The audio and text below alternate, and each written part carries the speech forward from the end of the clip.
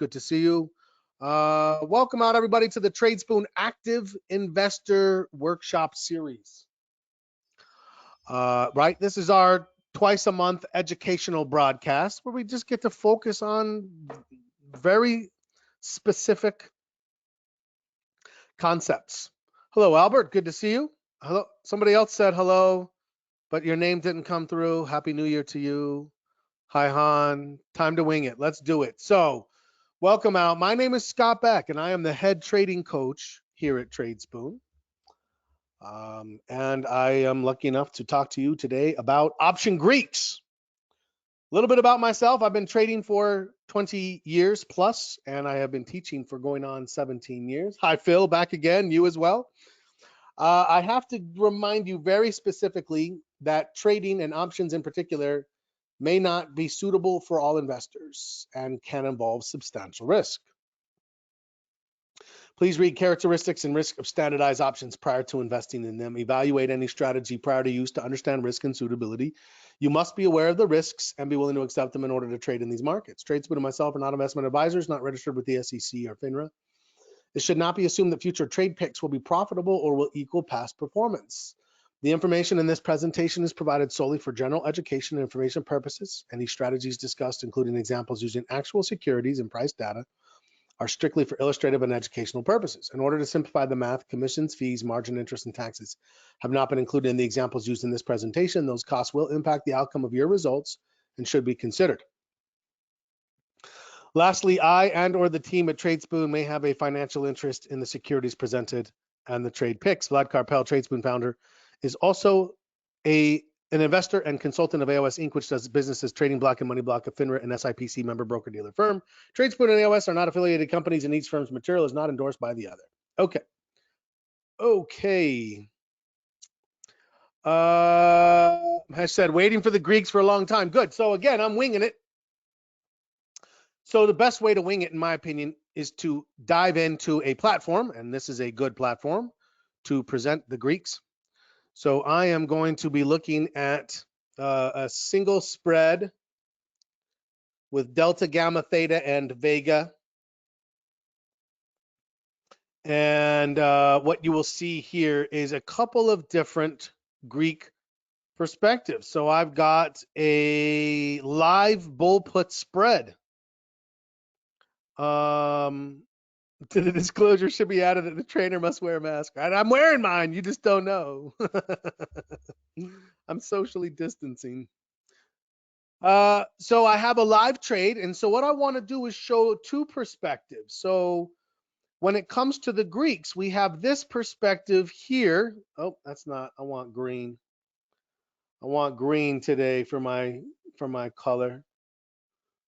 It's gotta be green. So here, you can see my layout includes delta, gamma, theta, Vega. Those are my Greeks. Rho, R-H-O, Rho is another one we just don't see much of, and really we won't really expect to come into play,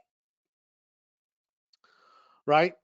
The reason we don't expect it to come into play is because Rho helps us understand how options will behave relative to changing interest rates. And right now, we just don't have a lot of expectation that interest rates will change. So that's what Rho is. And that, first and foremost, is what the Greeks are. They're this mysterious thing. Vega, not really a Greek, however. They're this mysterious, the Greeks. The Greeks are mathematical representations. The Greeks are essentially numbers that help us understand how we expect our options to behave or change as the core underlying variables of options change. What are the core underlying variables? Price, time, volatility, and to a lesser extent, interest rates. Those are all variables that go into any option pricing model formula. If you look down in the middle of my screen, you'll see the model being used here is Björksund Stensland. I'm assuming Scandinavians, it sounds like it. We start with Black-Scholes, and then Black-Scholes moved to binomial, and now Björksund Stensland tends to be the most widely accepted option pricing model. You can change it. Question came in and said, what platform are you using? This is the Thinkorswim platform through TD Ameritrade, Thinkorswim. So any option pricing model is what helps us understand how options should be priced. And then the next thing that we draw from it is what would our expectations then be as the variables we used start to change. So I have delta, gamma, theta, and Vega. And you can see I have columns for those here. Those are the Greeks for my calls. And then here are the puts, and I have delta, gamma, theta, Vega here. So calls and puts, they each have their own Greeks. Now, these are just for single options. The Greeks change as we change the construct of the trade that we build. But what we're going to do is we're going to talk about them two different ways, right? A lot of us are used to seeing them in this top half here, right? We're used to seeing these decimals. My delta is a 0.5, a 0.7, theta minus 0.07, minus 0.08, right? And this is how we tend to see them. And I'll be honest, for me personally, I had a hard time putting the rubber to the road with that as the mechanism. Here's what I mean by that. Like, I'd be like, okay, my theta is minus 0.08. Well, what does that exactly mean to me? Or my delta, or my theta, right? All these different Greeks. Then as you start trading options and working your way into combinations, right? Option combinations are spread trades, bull put, bull call, bear call, right? All those different things, etc. Then it takes on a whole new construct. So we're going to talk about them two different ways because I find that the easier way to understand them actually comes down here. And when I say down here, what I'm looking at are these price slices, which represent this Apple trade. You'll notice down here a little lower. This Apple trade is 6 contracts of a 130 by 125 bull put spread. Bull put spread. Now, what this is looking at then is for us a target. What if the stock goes up? That's this upper slice here. And a stop. What if it goes down? And that's this here. But really, the primary focus would be here in the middle. And I'm going to just circle the Greeks because those are the ones that really matter. And what this is doing is it's taking the whole position and it's extrapolating out what the Greeks are and what they mean. Right? And so you can see I don't have any fractions I do have decimals in here, but everything is above 1 instead of everything being below 1. I have a delta of 65. I have a theta of 2.65. I have a Vega of minus 7.71. So we're going to talk about each of the Greeks, what they mean. We'll talk about how we would interpret them here on an option chain, and then we'll talk about how we would interpret them down here on a trade level. And then the last thing we're going to do is I'm going to show you here on a portfolio level. It's a little off. I don't know why my crowd trade is off. I wish there was, but I'll show you what you can do with it from a portfolio level. So ask questions. Ask questions. Let me know, right? If you have a question, what is it? And we'll get through this and hopefully make much more sense of it. So delta, gamma, theta, Vega. How will my option change if the underlying variable changes. So the first thing we have to understand is, what does each Greek represent? Delta, and this is the trick that I've used. Delta represents it's a D for dollar. Delta is how much will my option gain or lose as the option, or as the stock price goes up or down. So delta has to do with the price of the stock, and it's reflective of $1 move. Okay. Gamma is a secondary Greek. Delta, theta, vega, those are primary Greeks. Okay. So I'm going to pause on gamma. I'm going to skip it. I'm going to go to theta. We'll come back. So delta, D for dollar, price. Theta, T for time. How much will my option gain or lose off of 1 unit of time? What is a unit of time? A day. 1 day. Right? So how much do I lose per day? And you'll notice that theta is negative on both sides.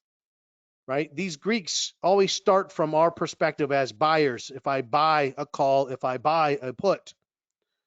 One thing for you to keep in mind is that if you ever come in as a seller or a net seller, you reverse this polarity, right? So if you buy a call, you're delta positive. If you sell a call, you're delta negative. It's something to keep in mind. But for now, we'll keep going. So theta is time decay. Vega, V for volatility. How much will my option gain or lose with a 1 unit, right, change in volatility, with unit being what? A basis point, a percent. When we look at implied volatility and we say the implied volatility is 50%, if it goes from 50 to 55, it went up 5%, 5 basis points or 5 units. So when I look at a position Vega and it says minus 7.74, if the volatility goes up 10 points, first and foremost, that's wrong for me. My Vega symbol is negative. So here's the first trick I'm going to teach you. This I say symbol. I keep thinking the positive or negative symbol. So if it's positive, you want that variable to go up. If it's negative, you want that variable to go down. So what do I know about? Now let's talk about gamma real quickly. I know I'm going to have to jump around a little bit here. So gamma is a secondary Greek. Gamma doesn't tell us how much the option will change. Gamma tells us how much the delta will change, right? So if the stock goes up or down $1, you'll notice my delta is not staying the same. It's accelerating, right? As the stock goes down, the delta gets bigger. As the stock goes up, the delta gets smaller. The gamma tells us how much should we expect it to change from dollar to dollar. So delta as a mathematical concept, if you think back to, I don't know, high school or college math, whatever, delta is rate of change. Gamma is delta's delta. So gamma is delta's rate of change.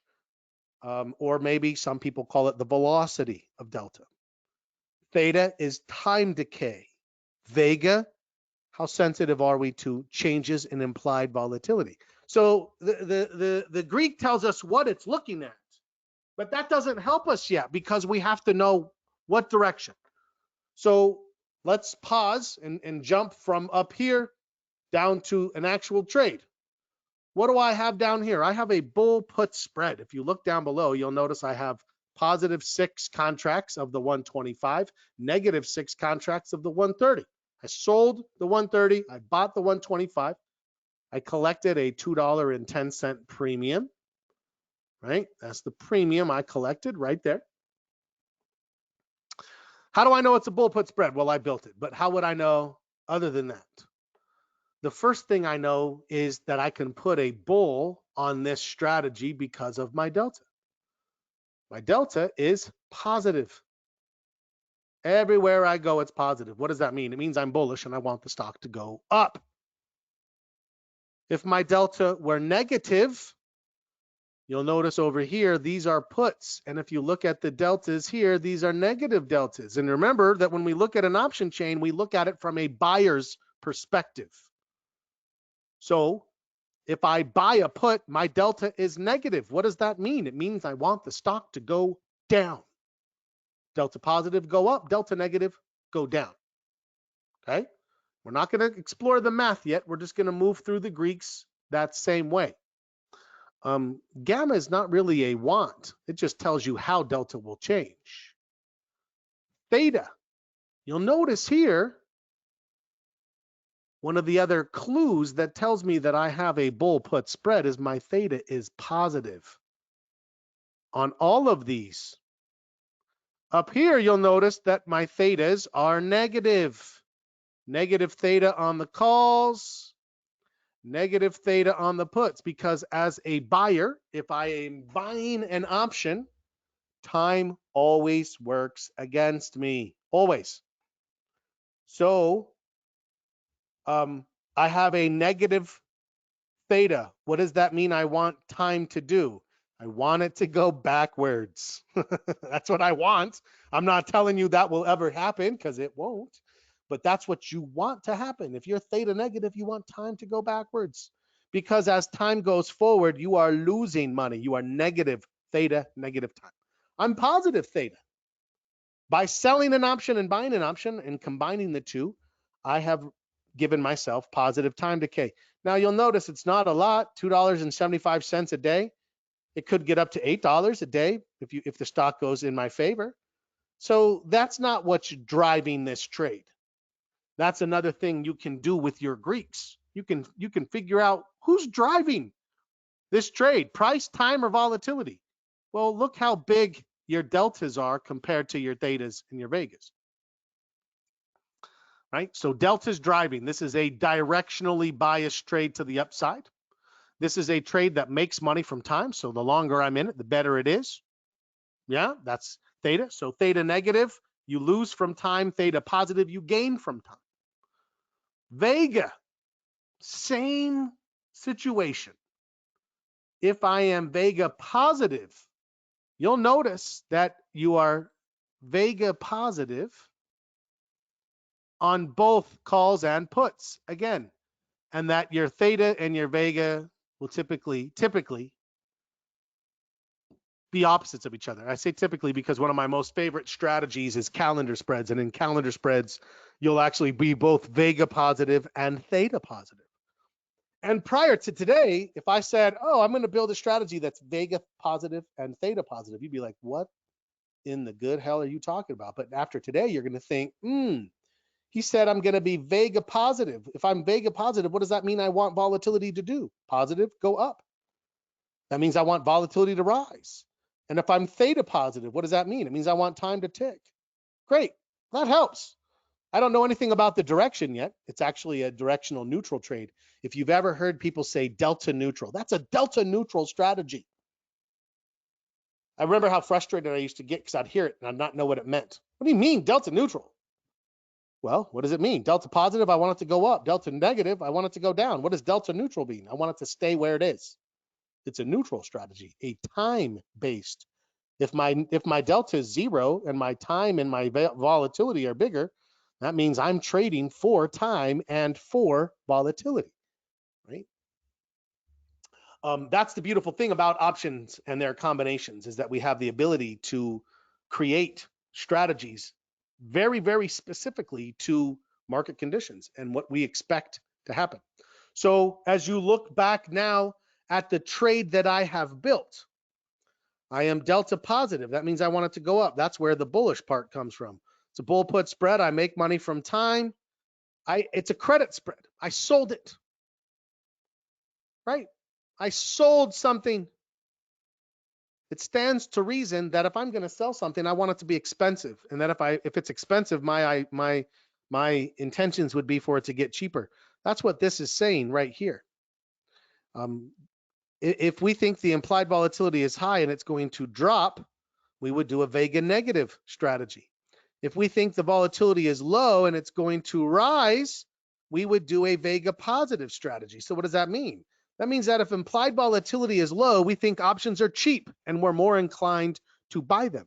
Because if you buy an option, you will be Vega positive. Vega positive. If you sell an option, you're on the other side. You're Vega negative. What do you want? You want to sell it when it's expensive, and then you want it to diminish. We would want the implied volatility to drop. Now, what would my expectations be for implied volatility? Let's pause for a second. Let's bring up a chart. Let's make it an Apple chart.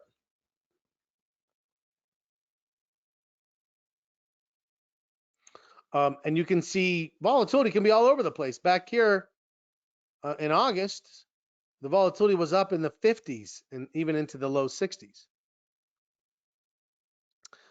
Then it dropped back down, and here in November, and it's very interesting that it did because the stock really wasn't doing anything but going sideways. But in here, the implied volatility was down in the low 30s. What does that say? That's when the options got nice and cheap. What's it been doing since then? It's been rising, rising, rising, rising. Now we're in the mid 40s. For me, volatility can be measured, if you were going to simplify it, two ways. Cheap, not cheap. Right? The volatility either says, hey, these options are cheap, or it says, you know what, these options aren't cheap. I'm not saying those options are expensive because they're not. Expensive is up in the high 50s, but they're not cheap. So I'm less inclined to want to buy them. So the first thing, right, by incorporating Vega into your analysis, you're also incorporating implied volatility into your analysis. What do I expect implied volatility to do? Volatility could very well rise. I see that. It's been going up. It could rise. But it's not low. And so my thought is I want to put it to where if the here's the thing that I want you to remember about implied volatility, okay? Implied volatility and stock prices tend to go inversely correlated. So if stock's going down and volatility is going up, as you see here, stock's been going down, volatility has been going up. If this turns and does this, there's a very good chance that this comes back down. In which case, Vega negative would be exactly what I want to be. If the stock is right and goes higher, I would want to be Vega negative. That's why I built the trade. Question came in and said, I have heard the term vol percentile. So what percentile is doing, it's a great question for a Greek discussion, is it's taking the bottom of this chart and it's making this the 0 percentile. And the top of this chart up around here is the 100th percentile. And then it would cut it down the middle. I'd say around there would be about 50th percentile. So right now, this would be 40th percentile. That's the volatility ratio. Again, if I were to say, you know, what's cheap, I'd say 25% and lower. So 25, 30% and lower, cheap. Anything that's not 25% or lower is not cheap. And what does that mean? It means I'm more inclined to do like a spread, to just sort of say, look, I don't want to put things in a situation where they could go against me. But if we get into a nice bullish market where the implied volatility drives down significantly, certainly I'm way more inclined to buy options, right? We want, if options are cheap, I want to buy them. I want to be Vega positive, because then if all of a sudden options get more expensive, that helps me. So yes, great question. I appreciate that. Volatility percentiles. You're very welcome. Okay, so moving on back to the Greeks. So let's play with a couple of things. Okay, I don't have any trades on SPY. Okay, so I'm gonna go fast on this. This is recorded. You'll be able to go back through. I'm back on singles now here on SPY. So let's say I go out to February options and I buy a call. Okay, I'm gonna buy an in the money call. Stock's at 370. I'm gonna go to the 365. What would I expect? Well, I would expect if I'm going in the money to have a higher delta. You can see my delta is 0.59. I've heard people say you should always buy a delta of 0.7. And I remember early in my trading saying, oh, okay, okay. Why? That's what I would ask. Why? Well, because, that's what they had heard. Oh, but what's the rationale behind, is 0.7, is that better than 0.68? Better than 0.6? You'll notice in everything that we've talked about here, I have never mentioned any of these Greeks with a measure of quality, right? 0.5 is not better than 0.3, it's just bigger. Bigger is maybe better, maybe if that's your objective is better, but not necessarily. So because if 0.7 is better than 0.6, then why are we not buying 0.8?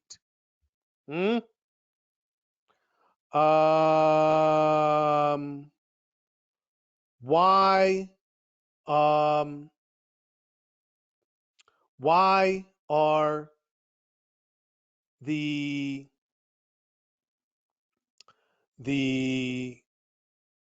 uh, variables showing what they're showing? So right, why is 0.9 not better than 0.7? Why is 1 not better than 0.8, et cetera, et cetera, et cetera? So the answer for me is, and that's what I found out, it's not. It's not better. It just behaves differently. That's it. Right? That's it. You pay more for it. You get more of a move. You have more intrinsic value. Maybe that's what you're interested in. Maybe not. So I don't want you to think you need, right? But these just help us understand what are we expecting. So if I buy a call, as you notice here, my delta is positive. So you'll notice what's happening with these position Greeks is what I call them. So these are the option chain Greeks. They show you one share. This is one share. When we buy one contract, we have 100 shares. So we have to multiply that by 100 and we knock the decimal off. And if we have 10 contracts, then we multiply that by 10. So we have 59 times 100 is 59 times 0.59 times 100 is 59 a contract. 10 contracts is 592. What does that mean explicitly? Right? What does that explicitly mean to us? What that means is that if the stock goes up $1, right? If the stock goes up $1, I would expect to make $592. If the stock were to go down $1, I would lose $500.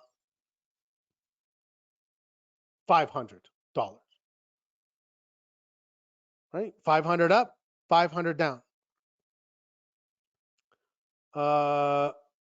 So again, it doesn't tell me that I'm going to make money or the probability that I make money. It's going to say if the stock goes up $1, we would expect $592 in profit. You'll notice that the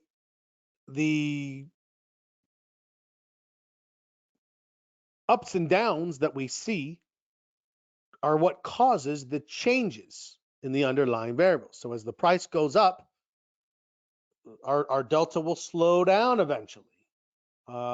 This is all we're trying to do is understand what's likely to happen. Because as I did with the Apple trade, I have a construct for my trade that says this is where I'm right.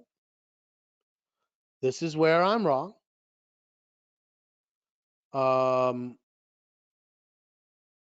As the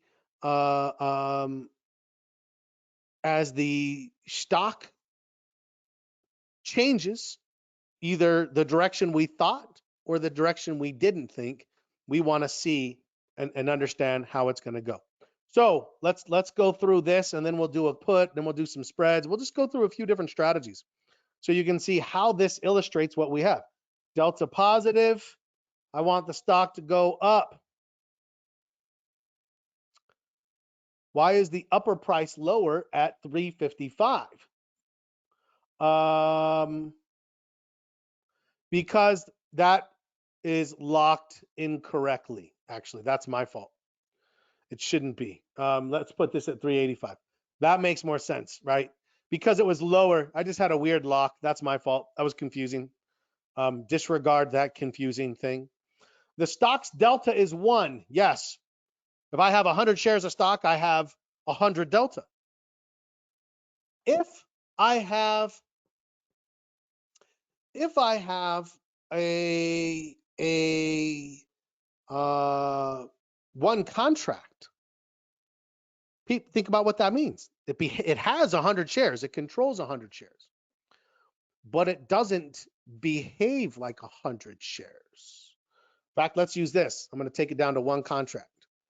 This controls 100, but only behaves like 59. The more bullish it gets, the more it behaves better. 75. Eventually, it could get up to a delta of 1, and I do get dollar for dollar movement, right? But this helps me understand that in this situation, if the stock goes up $1, I get 59.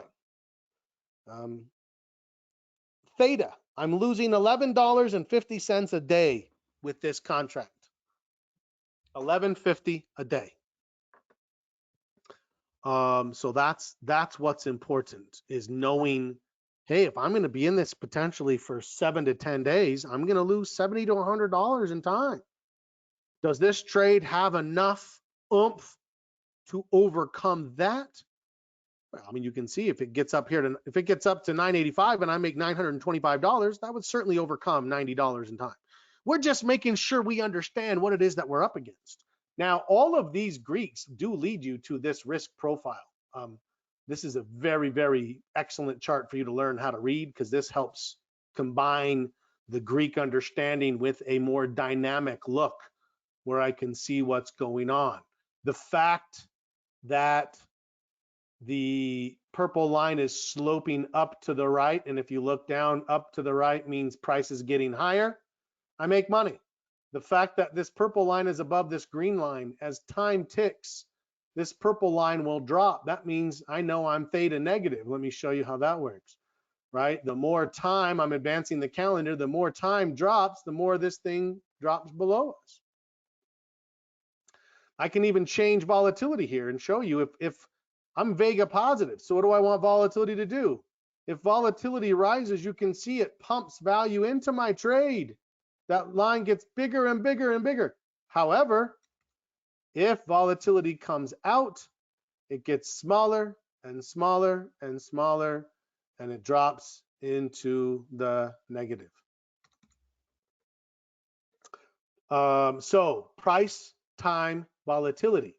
You'll notice that if I buy a call, I am delta positive, theta negative, Vega positive. The theta negative and the Vega positive won't change. Okay, so let's look at this. If I switch this from, so let's look at the middle here, and let's go from buying a call to buying a put, right?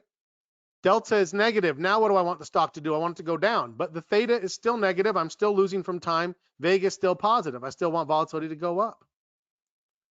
Does that mean it's better to put a bull put spread on when you expect vol to increase? No, no, no. Because, right, if you expect vol to increase, you're better off buying the option. That's Vega positive, right? If you expect implied volatility, when you have implied volatility, well, let's put a spread on, right? So you can see here, buying options, always theta negative, time's always working against you. Always Vega positive, we want volatility to rise. Whether you buy a call or a put is what determines whether your delta is negative or your delta is positive. Okay. Now let's make it a spread trade. So we'll do a vertical, and we'll do at the money. So here is a bull put. Here is a bull call, or excuse me, a bear call. So you'll notice right off the bat, you have, this is a bull put. How do I know? Well, I have this box checked with puts here. So I know that this is a put. My delta is bullish. You'll notice it's a much smaller delta now. So if people wonder, why do you like a spread trade? Because you can control things better. Things aren't moving so much against you up or down. Now this is saying I'm theta negative. Let me change this real quickly. There. Oh, still theta negative. That doesn't seem right.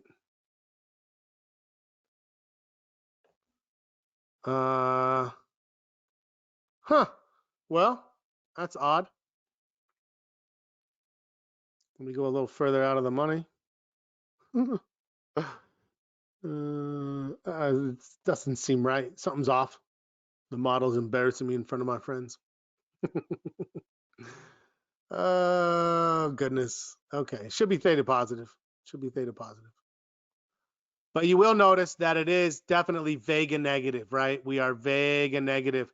Adjusting vol. So you'll notice this little cog pops up this, and it's a vol adjustment. So now as I'm Vega negative, you'll notice if volatility rises in a negative theta Vega trade, it will put downward pressure on it. It's not a lot, but you'll notice you're losing money here. So that's what helps us understand which way we want to see the volatility go. So if I'm doing a credit spread, either bullish or bearish, right? This is a bearish credit spread. Now you'll notice my theta is negative. Excuse me, my delta is negative. I want the stock to go down, but my theta is still positive. And this one here, my Vega is neutral. And that's something else to think about when you are looking at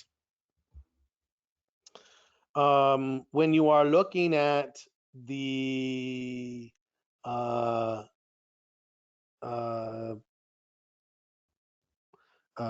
different choices you have when you build a trade, right? So as you're thinking, so let's now talk about practical application.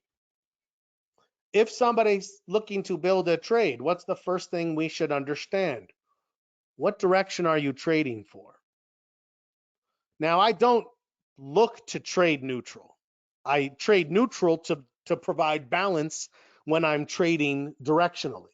So the first thing we're usually looking for is, are we bullish or bearish? Are you looking for bullish trades or bearish trades? So if I say I'm bullish, great. What's the next thing I'm thinking? Time. Is this a trade that could happen in 3 to 5 days? I'm thinking I could buy an option. Or a trade that's going to happen same day, I could buy an option. When I start getting to 7 to 10 days, I'm thinking, oof, maybe I could buy an option, but I really want them to be cheap options if I'm going to buy that. Because the longer you're in a trade, remember that the most consistent variable in all of options is time. Price goes up and down, volatility goes up and down, and time ticks at the same steady rate all the time, same steady rate.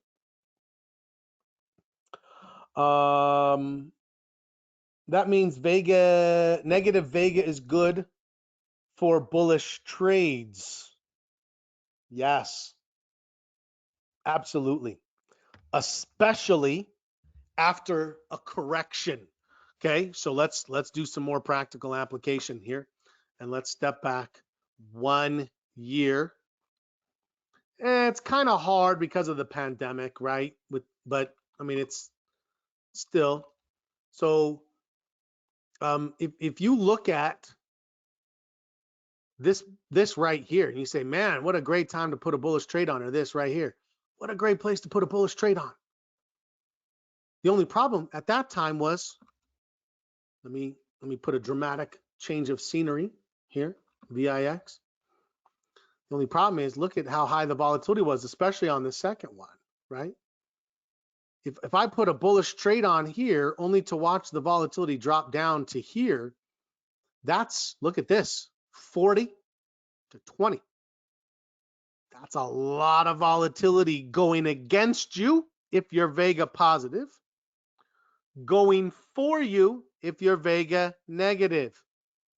Now, if we get to a point where the volatility is just down here, I'm not going to care about being Vega positive because I'm not expecting it to be able to hurt me or Vega negative because it won't hurt me very much.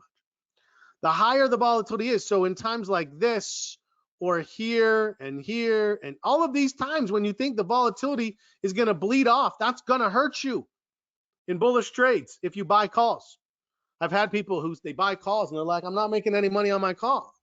Yeah, because time is working against you and volatility is working against you. So on one side, Delta is pulling for you as the stock goes up. But on the other side, if it takes 10 days and volatility drops 10%, yeah, you're going to have a really hard time making money.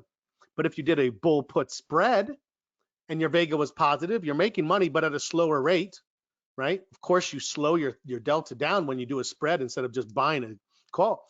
But you also get positive theta. So in it for 10 days means you made more money. And volatility dropping means you made more money. This is where you're able to really customize the option trades you're thinking about to the conditions that you've analyzed. What do you think the stock's going to do? How long do you think it's going to take? What does the volatility look like? Now we can build the best possible trades. Our first objective is don't let it go against us. Don't let time hurt you. Don't let volatility hurt you, right? That's our first objective. Second objective, can we have it help us, right? Can we have it help us? And that's what we're looking for.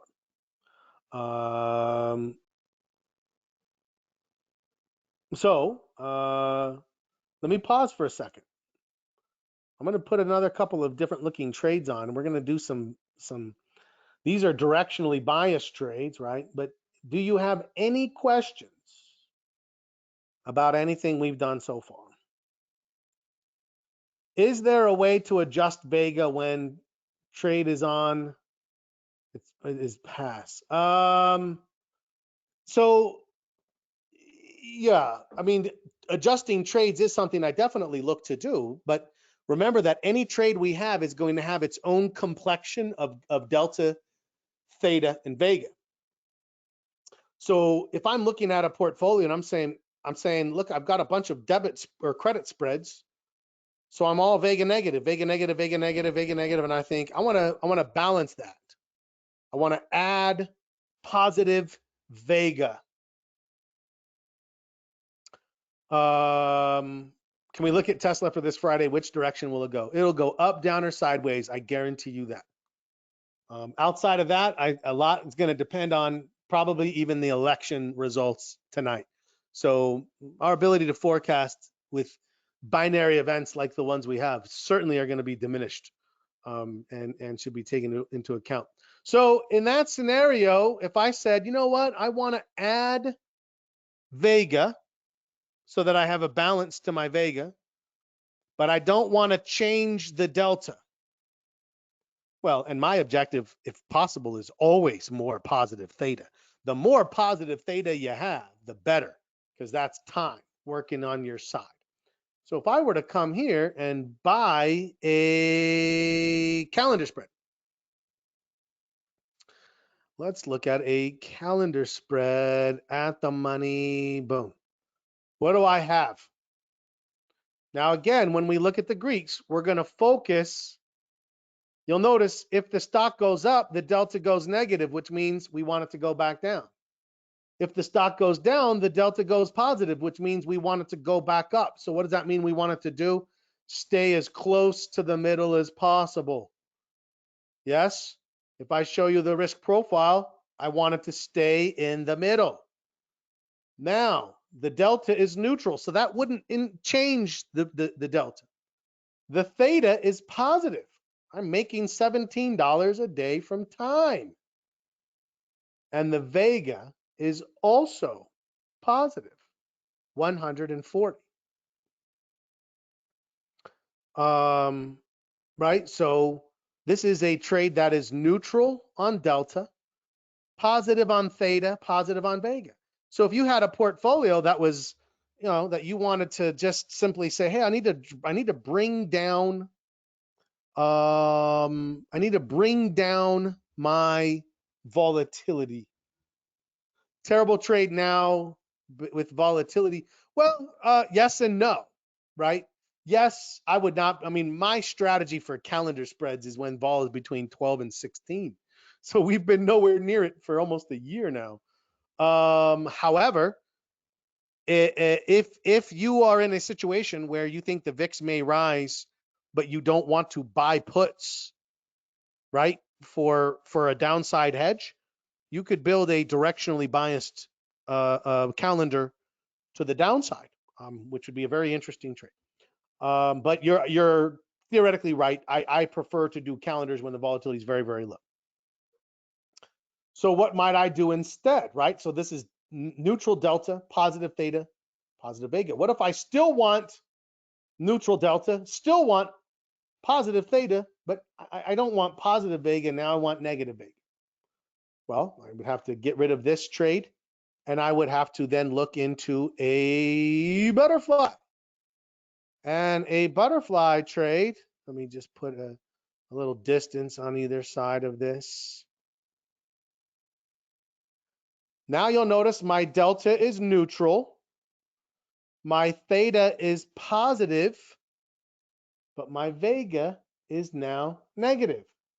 So same basic structure, a structure in the middle with making money from time and making money from volatility. Now, again, I don't look to put these trades on by themselves. I look to put these on in conjunction, where like exactly what we're saying. We need to raise the delta or raise the Vega, lower the Vega. If I need to raise or lower my delta, let's say we look at our portfolio and we say, man, I'm too much positive delta. Too much positive delta. What would we do? We would need to add negative delta. If I'm too positive, I need negative. What do I do for negative? Add a bearish trade, a bear call, a bear put, a butterfly or a calendar built to the downside, buy a put. Any of those are delta negative trades. So when you think to yourself, I need to hedge. Hedging is delta negative. What would that look like then to hedge delta negative? If I need to add negative delta, then I need to put something bearish on, right? But if I buy a put, and I will buy puts, absolutely. But when you buy a put, what do? You add negative theta. So if you've been working hard to do spreads and build up a nice positive theta, so your portfolio is making money every day from time, hedging with a put hurts because you're losing. Every day you hold that hedge, you're losing, you're giving back your time decay. So instead of buying a put, I could sell a bear call spread. A bear call spread will give me negative delta, although not as much. It would give me positive theta, but it would also give me negative Vega. So I have to, right? There is butterfly effect when we start looking at these Greeks. We can't play with one without potentially impacting the others. But what we're talking about right now is exactly what I wanted to finish with, and that is portfolio Greeks, where I say, look, I'm positive delta here, I'm positive delta here. If I'm positive delta, the more positive delta we are. Now, if you're very bullish, you might look at that and say, that's fine, I'm very bullish. But if you look at it and you say, I'm bullish, but I'm looking that there might be a consolidation, a correction, well, then too much bullish delta will hurt you. Right? And you'll see I do have positive theta. So I don't want to sacrifice that positive theta if I don't have to. And I have negative Vega. So I'm thinking if I'm hedging against the market dropping, I'm off a little here. Right? I have time decay, which is good. If I buy a put, I will get negative delta. I will get positive Vega. So those two things will be what I want, but I will sacrifice theta to do it. One of the things I tell people in trading is you have to understand the pawns, and that there's pawns everywhere we go in trading. And as we look at our pawns, we have to understand, to gain something, what are we sacrificing? So if I gain some positive Vega and some negative delta, it's going to cost me time decay. I'm going to lose my time decay to put that hedge on. So I only want to keep that hedge as long as I need it, no longer. 3 days, 4 days, and if the market doesn't drop, then great. We turn around, we get rid of it, and we move on. So having the ability to look at your net portfolio, where you say, okay, if everything I have, I'll tell you an interesting story. This is going back probably 15 years now. And I was very new to this platform.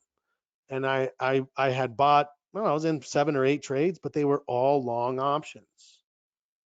So I had negative theta on every one. And it was like -8, -12, -12, -14, -9. And all of a sudden, these 8 or 9 trades, losing $125 a day. A day. And I thought, man, that's hard. It is hard to make enough money on direction to overcome the fact that I'm losing $125 a day. So what did I decide? I decided I really need to learn to get into the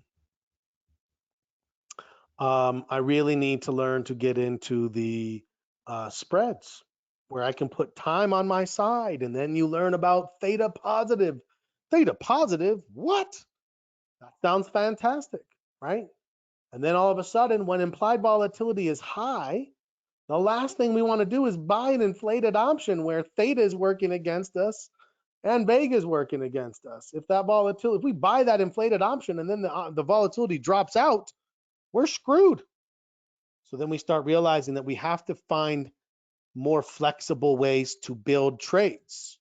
At the end of the day, what do I want? Bullish delta or bearish delta? Or if I'm balancing, maybe neutral delta. My objective, I would prefer theta positive all the time, right? Now, of course, you know that you can't, ever swing for the fences, or at least not very well with positive theta. It doesn't have the leverage that just straight buying options does. There's an appeal to that. That does draw me out when we are in situations when implied volatility is overall very low. So that's something to think about as well. So to recap, right? What do the Greeks tell us? How will my option behave as the underlying variables change, up or down, right? I need flexibility with what do I want and what happens if the other happens. And then we tie in these variables to our analysis. We don't just assess price, we also assess time. How long will this take? And we assess volatility. Where is it now? Where is it likely to go? And then we start building better trades. Then as we have these better trades on, we're able to look at the overall portfolio and say, what do I want? What do I need? Where am I at risk? Et cetera, et cetera. So, all right. Well, any last questions? I'm going to open it up for a minute and see if there's something that didn't get tied up. But other than that, great first active investor workshop of 2021. I'll tell you right now, being able to see trades with Greeks and understand them very quickly, you'll appreciate it. I promise you. You want to think of them in these terms. What do I want? What happens if then type scenarios, etc. So, well, I appreciate it that you guys took the time this afternoon to hang out with me and talk about options and talk about the Greeks. I hope you enjoy the rest of your day. Those of you in the trading rooms, come back tomorrow. I'll be here in the afternoon. Those of you not, think about joining to get those trading rooms. They're fantastic. And lastly, we will be back in 2 weeks for another one of these workshop. sequences. So, and maybe I'll have slides. Who knows? Something crazy may happen. Thanks again, guys. And as always, happy trading.